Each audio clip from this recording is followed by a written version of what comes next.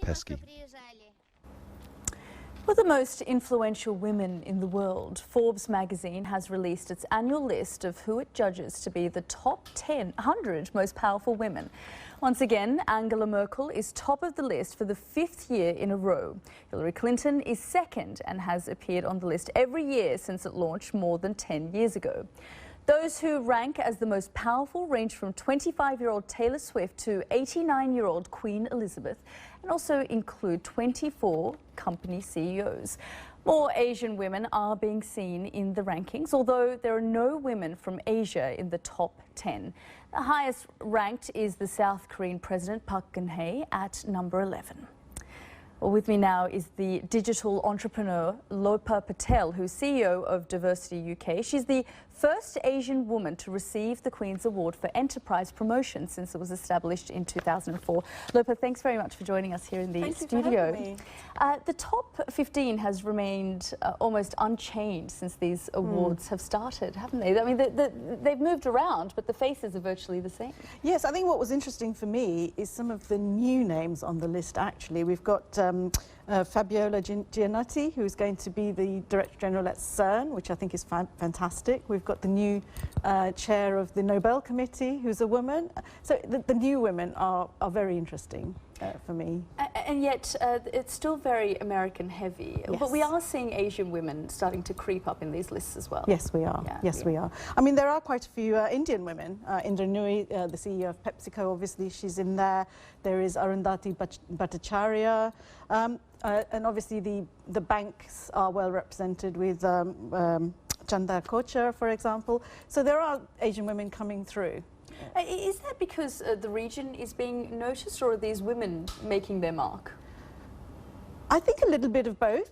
I think the women are making their mark, and certainly in the last 3 years I've seen a significant change in profile of the types of women they're looking at. But also I think now the Forbes list is looking beyond America, looking at the larger companies in Asia, in the emerging nations, certainly looking at Europe, and so that's why the new names are coming through. And women in technology have featured heavily. Yes, it's fantastic. So many names. I mean, I've highlighted them all. There's, you know, some great names from women who've actually set up their own companies. Like the lady who set up Epic Systems, for example, through to the CEO of Facebook, as you would expect, and you know, so quite a few women technologists on the list. And as a woman who works in technology yourself, are you finding more and more women entering this field?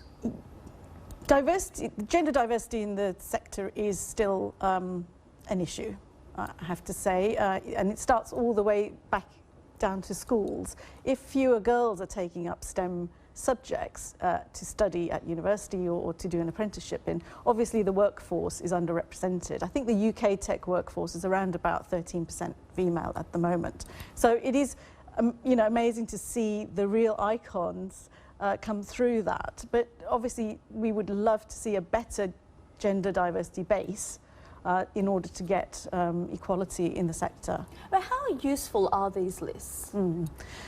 I think they're great because, I mean, they start 100,000 conversations, don't they? Everybody wants to talk about the women on the list. So for that reason, I think they're fantastic.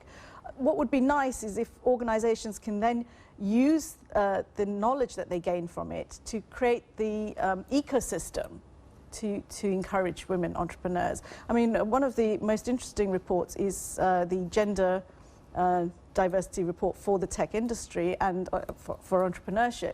And it says that gender-neutral policies don't actually encourage more women entrepreneurs. So companies have to take that on board. It's not enough just to say, well, we're gender-neutral. They actually have to create programs to encourage more women, to empower more women to start up. And do these lists give a sense of where women are underrepresented?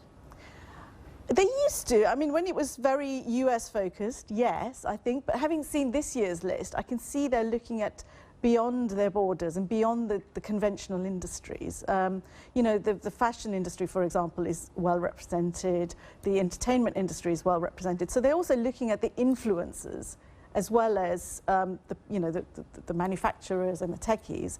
But what was interesting for me, and I think we were discussing earlier, is the property magnates. I mean, the word magnate almost sort of denotes a man, and yet we have quite a few women who are property magnates in Asia. So it is great to see, you know, new types of icons coming through. Absolutely, and hopefully we'll see more Asian women Yes. in that top 10 list. Thanks very much, Lopa. Thank Lopa you. Patel joining us. Thank you very much.